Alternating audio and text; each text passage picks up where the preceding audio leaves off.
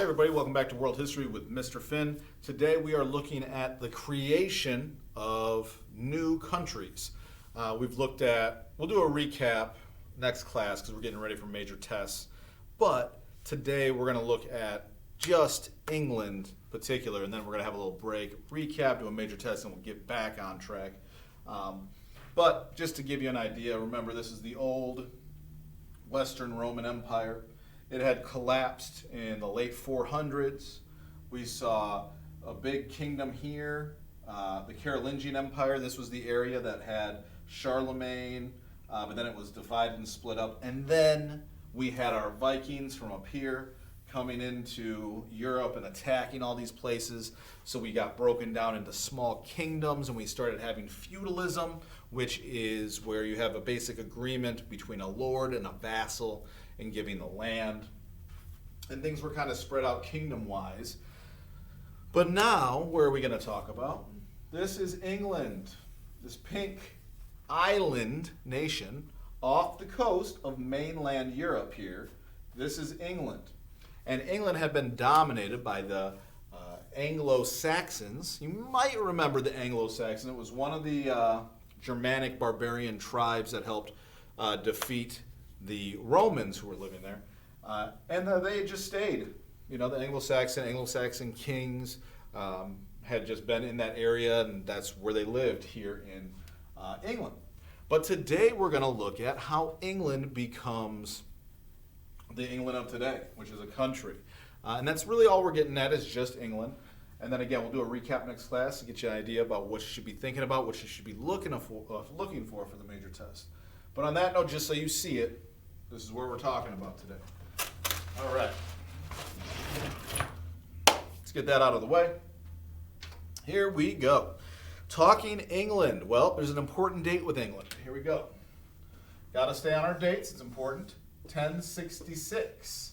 This is going to be what we call the Norman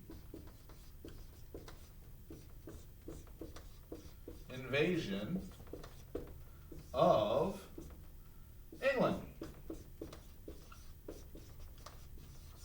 All right, so the Norman invasion of England. This is what's going to start out the country of England that we know today. Normans are people. This is a group of people because Normandy is an area on mainland Europe in the French area.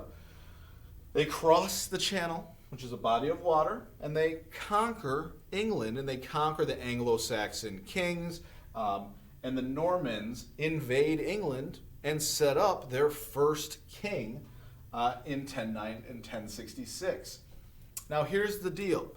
The Normans come from France, so the ruling people of this Norman invasion are going to speak French, actually. French is a language from France, not England. However, let's take a look at this. In this Norman invasion, you're going to get a king, but then you're going to get, in the same feudal system fashion, these are going to be nobles. This nobility or ruling class power people get pieces of land, they're vassals, but they're also going to be lords. So that entire complicated system of feudalism, same thing with the Norman invasion in England. You're going to have a king, you're going to have nobility who are going to have pieces of land, which are called fiefs, if you remember. And they're going to have this ruling class, and they speak French. I might ask you that. You never know. But I'll put it here just so you have your notes. They speak French. But here's the idea. Do they speak French in England today? No. They speak English in England today. How do we get to that? Well, it goes back to the Anglo-Saxons. They come in with a lot of French culture, but eventually, again, a favorite term we've used a couple times, assimilation. Eventually, there's going to be marriage between the, let's just say Normans and Anglo-Saxons. And this together is going to make English culture. So the coming together of these groups, eventually over time, these French-speaking ruling class people are going to intermarry with the powerful Anglo-Saxons that are still there, and they get that whole new culture, and the language comes out of it, the new way they do things comes out of it, and English culture is now English culture. And we have our first king. It's going to be the William of Normandy, makes himself king. And so this starts the monarchy of England. Monarchy meaning a government type that has a king, a queen, princes and princesses and all that stuff. That's what a monarchy is. Probably should give you that term. Monarchy, system of government, and really with nobility or with a king. That's a monarchy. That's how you would spell monarchy. And this starts to go on from here. So let's look at what's positive about this for England, and then we'll be done. But what is positive about this for England? Let me get this blue off here. Blue doesn't come off really as well. So this Norman invasion, what is positive about it for England? Here we go. A couple of things. We start to see this. Common law. Common law is important. Think about this. If you went to different kingdoms before, and you would see different groups of people and different communities and different whatever, the various lords or the person in charge of that area might have different laws, rules, or customs. You might not know it, and you could get penalized for it. And then you go somewhere else and things are different. It wasn't the same for everyone. It wasn't common for everyone. But now that we have an English king, we get common law, which just means laws the same for everyone. So it wasn't kingdom to kingdom, but all of England had common law under this one king. The island was unified, and the laws were the laws. These are the laws that go for everybody, so that's what it is. Another thing that happens because of this Norman invasion, we're going to see the first census since Roman times. So, what is that, you might ask? First census. Well, again, qualifier since Rome. Rome had a system of census takers and things like that. But a census basically, it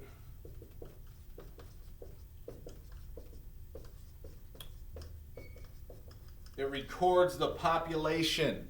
It records the population. Let me get out of the way. So you know how many people are there, all right? You record the population so you know how you can plan on how much taxes you'll get. The government can work better. You can plan better. You know how many people are around. The population and having a census is really important. We do it here in the United States once every 10 years. We also have a census. Now, some things that come out of this, and this is the way it goes for a while, right? So good things are happening. There's some organization happening, some normalcy. There's one king. There's one person in charge. Don't want it to soak in here. So that's good. However, that king will then have heirs, and there'll be new kings, and those new kings will gradually lose a little bit of power because the nobles don't like that they are the one person in charge. So we start to see some things happen as we move down the line. One of those things is in 1215, we get the Magna. Does Carter have a H? No, it doesn't. Thought it might have an H for some reason. Magna Carta. I'm thinking chart. Anyway, in 1215, we see the Magna Carta happen. The Magna Carta, Carta is a document. And really, I'm going to make it very simple, but it's a document, just so you guys know, for the quizzes what I'll say. Document, we'll say that limits the king's power. And just in case that's not clear, so I was going to put that. Document that limits king's power. So basically the idea is this. As the kings got more and more power, they could kind of do whatever they wanted to do. And the nobles started to say, like, hey, we don't like this. Remember, in a feudal contract, you look after us, and we serve you, and we agree to serve you and do what, we have to do. But you're having all the power, and you're not, it's not back and forth. It's just you are in charge, and everyone else is under your thumb. And so the Magna Carta doesn't really change anything, but it does state that there is a charter, there's a feudal contract, and that it does basically prove that there is limits to the king's power. That's what it does, but it doesn't technically change anything. Not that we need to get into this so much in this class, but you are going to see during this time period, Parliament, which is the Congress of England. In the United States, we have our Congress, and we have the House of Representatives, and we have the Senate, which you learn about in American history, you learn about in American government. In England, they have the same thing. They have Parliament, though. It's their house.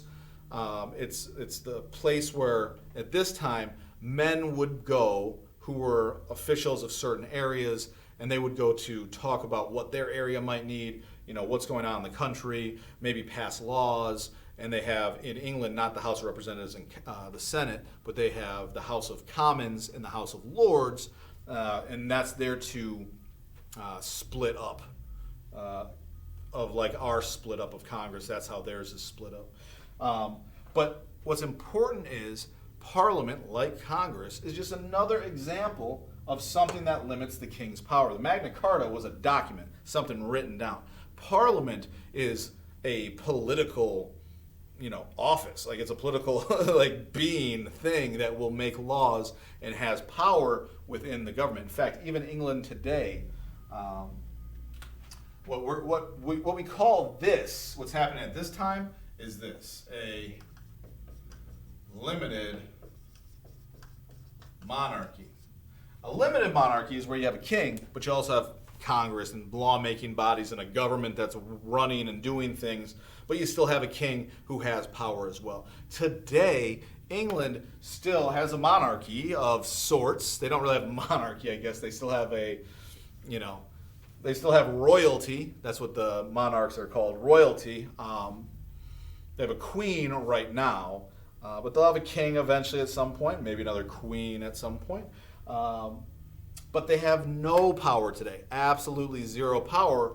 In fact, Parliament and their government, which operates democratically like the United States of America operates. So it would be like, imagine the President of the United States had zero power at all, but the government still operated through like Congress and the judicial branch. There's just a president who was just like, look at me, I'm the figurehead of our country. I represent our country, but I have no power at all. And this is what England is doing. And so this is really our jump into England. This Norman invasion throws stability at England, meaning there's one person in charge. This island is now, in a way, one country. And as time goes on, you go from 1066 at this Norman invasion. By the time you get to 1215, you have the Magna Carta limiting the king's power. You also have Parliament, which is another way to limit the power of the king. And we're moving towards that limited monarchy in which England will operate for a few hundred years, actually. So that's the way it's going to work. You have a king who has power, but you also have their Parliament and elected officials. And that's where we're stopping today. So make sure you give me the notes for today. We're going to do a recap next class of the class so far, and then we have our major test. So get this into me today for participation and attendance purposes. And on that note, we'll recap next class, and I will see you there.